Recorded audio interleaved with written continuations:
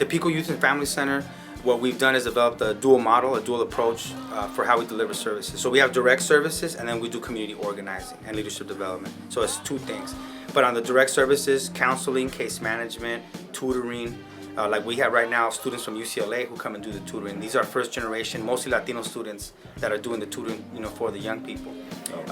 We do leadership development. We have the recording studio. We're adding a film program, and so that's like our direct services. And then we also, we do our organizing around campaigns. So like someone will say, man, we got a problem over here with police reform, then that might be the campaign that we work on that year, But we've done ethnic studies, school discipline, community gardens, crosswalks, environmental justice. So those are like the 5 campaigns that we focused on in the past 12 years.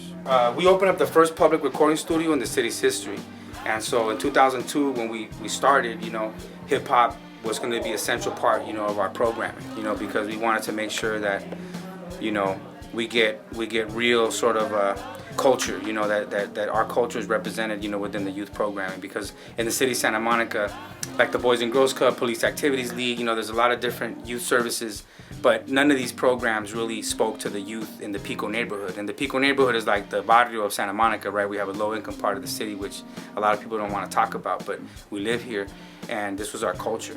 For me, like what kept me, away from the gang element, and a lot of us, what saved us was, hip hop, so when we started, writing and spending all weekend, just, hanging out, writing lyrics and making songs and all that, I know that was going to be effective in keeping young people out of trouble, keeping people occupied. And then as the technology changed, with Pro Tools and everything, we said, man, we can teach marketable skills and then put out these products, so. You've been here since the jump. Yeah, since a freshman in high school. Wow. Yeah. And what brought you, what made you get close to this shit? I mean, it's the realest organization in the city, man. We fight back. We don't shut up. You know what I mean? And we do that through the music. We do that with movement, with action, and we keep it real. And then because over here, you've also been here during a time where technology has gotten better, and now you can have a whole setup like this, and now don't you do the music production now? Yeah, I'm actually the music consultant and technically the house engineer. Okay. So I'll record everybody and then teach everybody how to cue in and produce, and a little bit more the business side of it, understanding how to maneuver to making this a career. You know what I mean? Back in the day, it got buff, but we had graffiti all over the walls. So this whole organization is modeled after hip hop. You learn Pro Tools, that's the 2 goals that we have here, is that we're teaching the skill of production, and then also we're putting out product, so. One of the catalysts for starting this organization was all the violence that was going down in the late 90s over here. Yeah. How y'all deal with that in terms of young people coming in that, they may have a history of being in street organizations or being in violent settings, and then, now they arrive here, how does that that unlearning kind of work in terms of the work y'all do here in the studio? Yeah, I think we take a lot of the terminology putting in work, for example, you putting in work is shooting other people, and we're so we'll take terminology and say we're putting in work, or we'll take what's gangster, this is what is gangster? Gangster isn't shooting your own people, what I'm saying? Gangsters fight City Hall. It takes baby steps though, because it's how do you take someone that is not conscious and then take them to the process of becoming conscious? And so there's steps to that. You can't just say you can't just talk to a gang member and talk about Marxism and then all of a sudden he's like, oh man, yeah, it ain't good to fight poor people. He ain't gonna get that.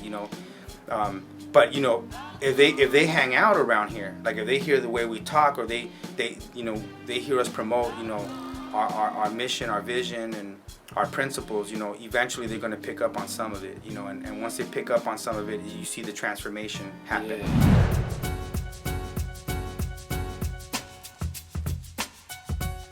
Peace, y'all, and you Don't Stop Rooftop Live. We are here in Los Angeles, California. We have the pleasure of being with one of the illest DJs on the West Coast in the world.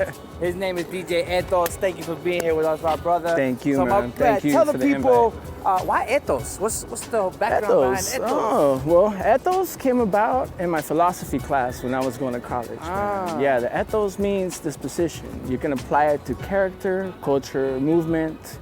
You know, it's like saying that you say the same thing as I do, but it's more credible coming from me because I have the ethics behind it. Right. You know, right. so Valid. if I'm on the tables, yeah, it's valid. It's that official stamp, the ethos on the tables. You know? I never really even asked you that detail. Hey, well, you know, I'm illuminated on it now. I was just So Ethos, you came up. You've been DJing for a minute here. You are all over the LA scene and throughout the United States. Tell us about what got you into DJing and why you even started doing it. Oh wow.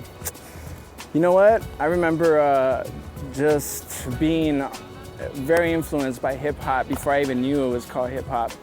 Living in Mexico, where I was born and grew up, part of my childhood, I remember just trying to emulate and seeing what I was watching on TV from these guys spinning on their backs, and like the guy in the back. What was he doing? We didn't have names for that yet, you know, so we didn't really know. But before you knew, when it came to the States, one thing led to another, and I ended up falling in love with hip hop through just being on the street skating and hanging out and seeing my friend's cousin break out some turntables one day, and then that's when I started really getting into it and learning, like, oh, that's what those are, that's what this does, you know? Right. And he actually we went to go get records for him and stuff, and it was pretty cool, pretty influential, man. That's so crazy because You like know- whenever we build with young people and try to teach them how to use the turntables, it's so crazy because there's a musical aspect, but there's also like a technical, like Right. having to hook up the, you know, Yeah. how you hook the needle up. Every kid just wants to jump right on and either start scratching or turning on knobs and twisting everything, you know, and it's like, okay, cool, you know, let them get it out, you know. Right. But then, you know,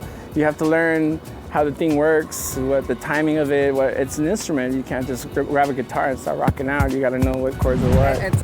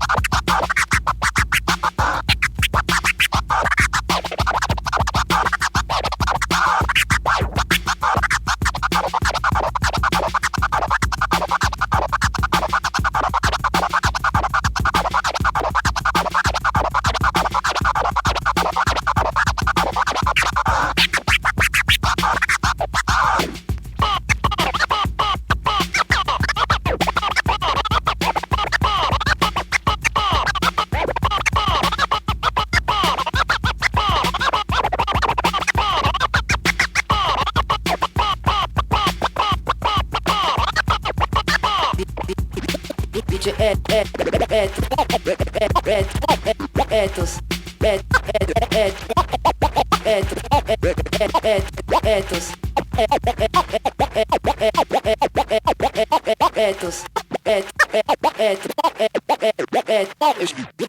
DJ Ethos.